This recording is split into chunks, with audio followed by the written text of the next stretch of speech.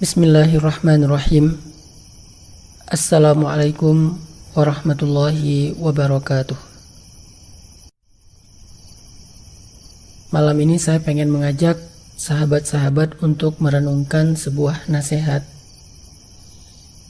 yang menjadi solusi dalam masalah rumah tangga. Dan nasihat ini juga bisa menjadi bekal bagi kita yang masih single, agar kelak ketika kita memiliki pasangan, kita bisa menjadikan ini sebagai hikmah untuk menyelesaikan masalah-masalah rumah tangga kita ke depan.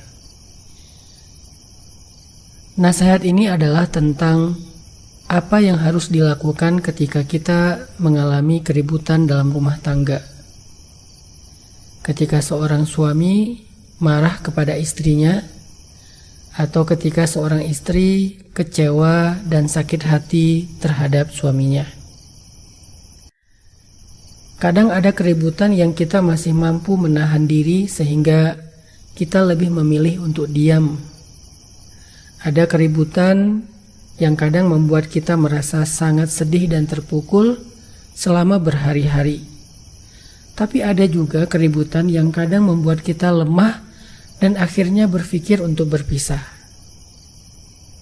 Maka apa nasihat dari Allah agar kita bisa tetap mempertahankan rumah tangga kita seberat apapun ujian keributan pasangan di dalam rumah tangga itu? Allah Subhanahu wa Ta'ala mengajarkan kita tentang cara menyelesaikan masalah rumah tangga itu di dalam Al-Quran surat An-Nisa ayat 35, di mana Allah Subhanahu wa Ta'ala berfirman, "Wa in khiftum shiqaqa bainihima fab'atsu hakaman min ahlihi wa hakaman min ahliha yurida islahan yuwaffiqillahu bainahuma innallaha kana aliman khabira." Jika kalian takut terjadi perceraian di antara mereka berdua, maka utuslah seorang yang bijak dari pihak suami dan seorang yang bijak dari pihak istri. Jika keduanya menginginkan perdamaian di antara suami istri itu, maka Allah akan memberikan petunjuk kepada mereka berdua. Sesungguhnya Allah Maha Mengetahui lagi Maha Teliti. Shadaqallahul Azim. Saya pernah menyampaikan bahwa ketika kita punya masalah, maka jika kita bingung dalam menentukan pilihan dalam masalah-masalah hidup kita itu, lakukanlah 3 hal. Yang pertama, istikharah. Mintalah petunjuk kepada Allah Subhanahu wa Ta'ala dengan sholat istikharah. Yang kedua, istisyarah. Mintalah nasihat-nasihat yang baik kepada orang yang lebih bijak yang kita kenal dan kita percaya. Dan yang ketiga, istifta. Mintalah fatwa tentang urusan fikih kepada ulama-ulama yang mengerti tentang masalah fikih. Seperti yang diceritakan di dalam surat Al-Mujadalah atau Al-Mujadilah, ketika ada seorang sahabiat perempuan di kalangan sahabat dizihar oleh suaminya. Zihar itu adalah model talak yang terjadi pada masa jahiliyah, yaitu dengan mengatakan istri bagi dia adalah seperti ibu, artinya sudah menjadi haram selamanya. Maka perempuan ini datang kepada Nabi untuk istifta, meminta fatwa kepada Nabi. Apakah ucapan suaminya tersebut sudah menjatuhkan talak 3 untuk dirinya atau tidak?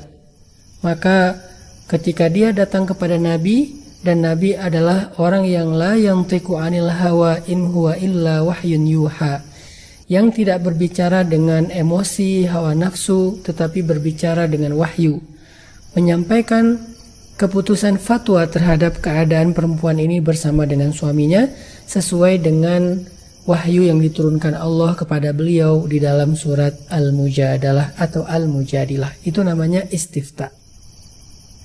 Makanya penting bagi kita untuk meminta pendapat fikih dari para ulama-ulama fikih tentang masalah pribadi kita, masalah kehidupan kita, rumah tangga kita, ataupun pekerjaan kita. Lalu setelah kita meminta fatwa dari mereka, kita ikuti. Insya Allah dengan begitu Allah akan berikan kepada kita jalan keluar dalam masalah kita. Nah, dari 3 sikap yang kita lakukan untuk menentukan pilihan-pilihan hidup tadi, yang nomor 2-nya adalah istisyarah. Inilah yang dimaksud di dalam surat An-Nisa ayat 35. Meminta pertolongan kepada orang yang lebih bijak. Apakah sekedar meminta nasihat atau bahkan sampai meminta mereka untuk menjadi wakil kita dalam menyelesaikan masalah antara kita dengan seseorang. Maka salah satu poin penting yang muncul dari nasihat ini adalah kita harus berteman dekat dengan orang solih. Kita harus kenal sebanyak mungkin orang yang lebih solih dari kita, orang yang lebih bijak dari kita, orang yang lebih banyak pengalaman hidupnya dari kita, dan kita menjadi orang yang bersahabat dengan dia. Agar ketika kelak kita punya masalah, dia insya Allah akan menolong kita dengan sepenuh hati. Inilah pentingnya memiliki teman yang solih, teman yang punya ilmu agama, teman yang lebih baik akhlaknya, teman yang lebih bijaksana daripada kita, karena mereka adalah lentera bagi kita ketika kita kehilangan cahaya dalam kehidupan. Sehingga ketika di dunia saja kita merasakan betapa pertolongan mereka itu penting dalam menyelesaikan masalah hidup kita, apalagi kelak di akhirat. Orang yang solih, ketika dia masuk ke dalam surga, dia akan mencari sahabat-sahabatnya selama hidup di dunia agar bisa menikmati surga bersama-sama. Kalau dia tidak menemukan sahabatnya di dalam surga, maka dia akan meminta kepada Allah agar diperkenankan untuk menolong sahabatnya supaya bisa masuk surga bersama dengan dia. Itulah pentingnya berteman dengan orang soleh. Jadi coba kita renungkan firman Allah di dalam surat An-Nisa ayat 35 ini agar menjadi bekal kita dalam berumah tangga, dan bagi yang sudah berumah tangga menjadi nasihat untuk menyelesaikan masalah rumah tangganya. Barakallahu fikum.